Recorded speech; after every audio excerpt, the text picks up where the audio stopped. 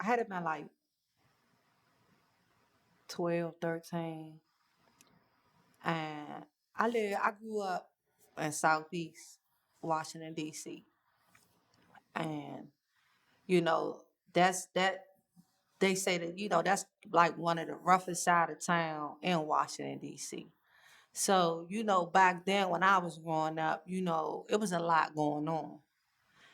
Um, far as people not having jobs, to people on drugs, to people selling drugs, to prostitution, to bootlegging, to anything you can imagine. You know what I'm saying? It was going on right here. Um, everywhere you went, in DC, it was drugs, everywhere. And that was kind of like my environment. Like people hung out, people sold drugs, people robbed, people killed, you know. And when you living in it, you have a tendency of thinking that that's how life goes, you know, and you fall into it. And when you fall into it, you can either go deeper or you can fall into it and come up out of it, or you can fall so deep that it's no way out, And when I say that, it's no way out, it's only two places. You could be dead or in jail. I have friends that's never getting out, and I have friends that I ain't gonna never see again. And it ain't because of they locked up, it's because of they dead. Like half of my friends and stuff that I grew up with, when I came home from prison from doing 16 years, um, like 85% of them are dead, So it's like, wow, but at the time, when you caught up into that street life, you're not even thinking about tomorrow. You thinking about that day, that minute, that second. What can I do? What am I going to do? Let's go do it. You feel what I'm saying? So it's like growing up, it was hard, but you come accustomed to your environment, you know, and when you come accustomed to your environment, it's so many things that could trap you, and it's like, wow. And then you look up and you ask yourself, how did I get here? You know, because I one day I was in prison and I asked myself that I had to really look into me and dig back and ask myself, like, how did I get here though? I would go back and forth to court, pregnant or not, shackled feet, shackled hands. It wasn't until I was like real big, because even when you could see, still shackled feet, shackled hands.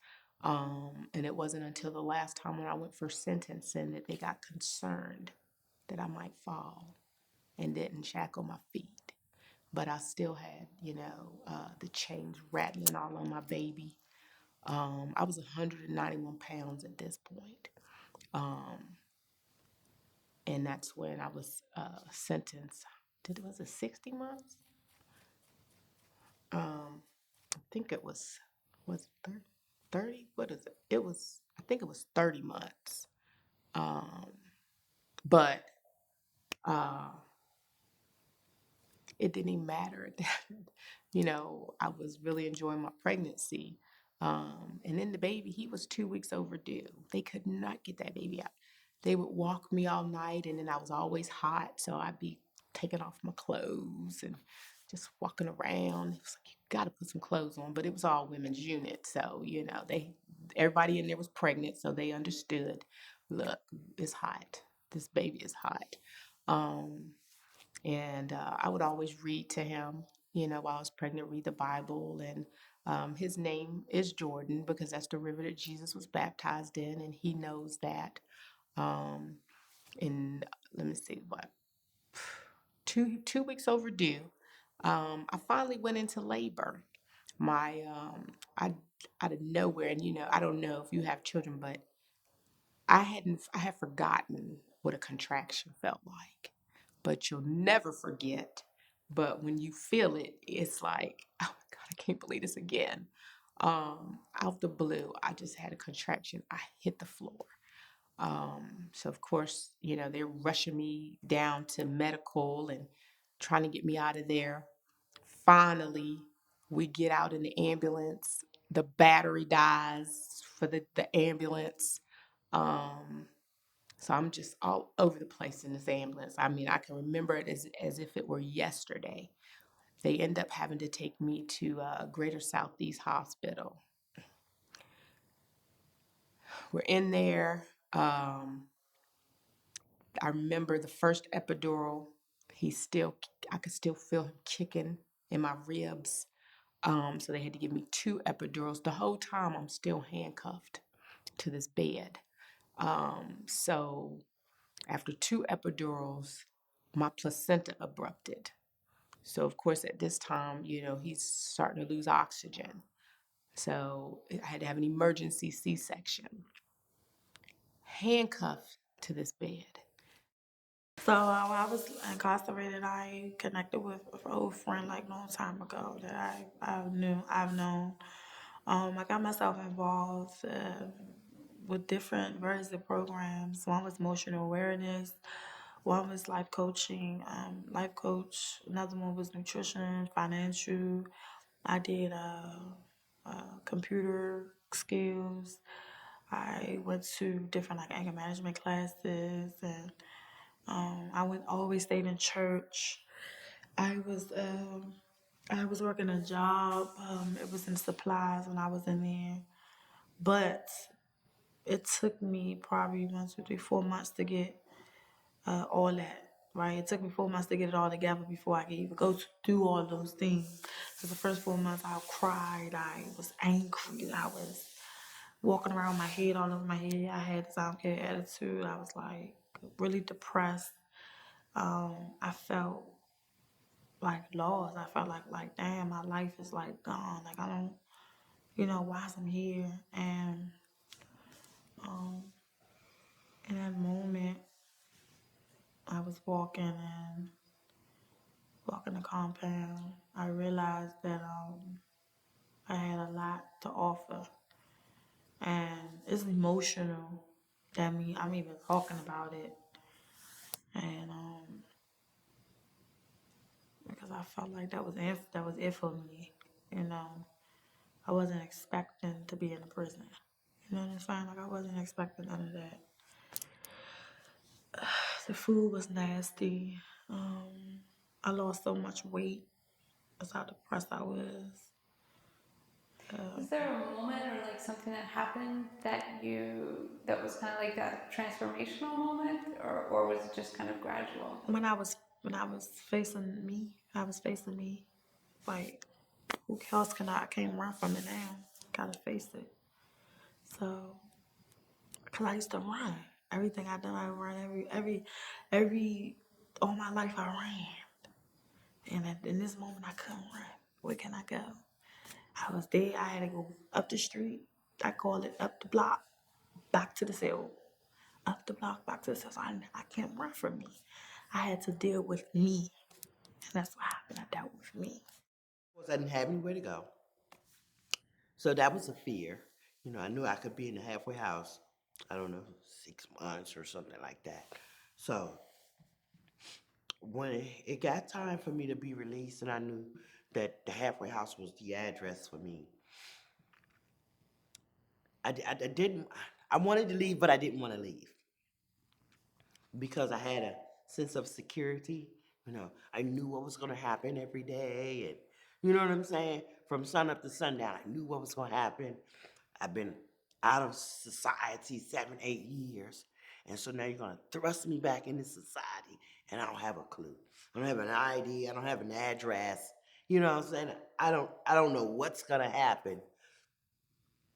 And I did. I was able to, because everybody knows when you're getting ready to go home or whatever. You be good and you stay out there. And I felt like I was abandoning them because I was after the 7 or 8 years, I was an in and out.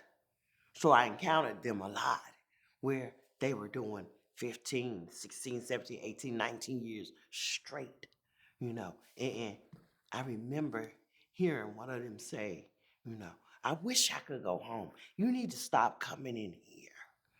You know what I'm saying?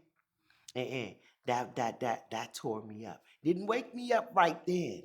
No, it kind of tore me up because it was one of my good friends. You know, and I didn't know if she was gonna ever come home. And she didn't either. But I kept getting these opportunities to come home, but I couldn't stay home because the drugs had, what I'm saying, got out and started doing the same thing all over again because I didn't have a plan. I had a whole lot of I'm gonna do's, but I didn't have a plan. I didn't know what was going to happen, what was supposed to happen. So they let me out and get to the halfway house, and the next day they want you to go get your ID or something. I ain't been in society in 78 years. How do I do that? I'll never catch the bus from Southeast DC. I grew up in Northeast DC, where I haven't been in 7 or 8 years. I've been in Danbury, Connecticut, you know. And I went to the bus stop and I turned around and went back to the halfway house. And I called my aunt and said, could you please come get me? Because I don't know what to do. I don't know where to go. It was always easy to build relationships with other DC women because we all shared a unique experience. Most of us were serving parolable sentences. Most of us were incarcerated on violent offenses, and we were very far away from home.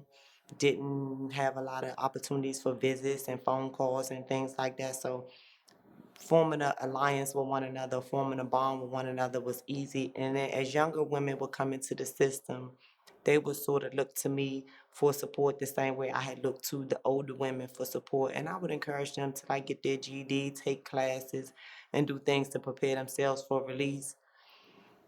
And so, yeah, it was pretty easy to build relationships and maintain those relationships. And it was just like we was receiving reciprocal help from one another. Each one teach one. Women were just pouring into each other and just helping each other to navigate that incarceration process and to prepare for reentry, maintain family ties. Like with me, my son was a young adult, but he has a disability. So it was like the same thing, in my opinion. My family had cared for my son. My daughter was grown, and my son was a young adult, and they had cared for him, helping to maintain his medical needs, and helping to make sure he had everything he needed to make it through high school. And the expectation was like, okay, now you're here, you can do this. Even though I had no experience raising children whatsoever, because when I went to prison, my son was 10 months and my daughter was 3 years old and I was 19. So there was an expectation that because you are a woman, that we know that you have the capacity to do this and you have no choice but to do it. It's in your best interest to do it as quickly as possible so everybody can be happy. And so it's important that people who are working with formerly incarcerated people understand the challenges that women face.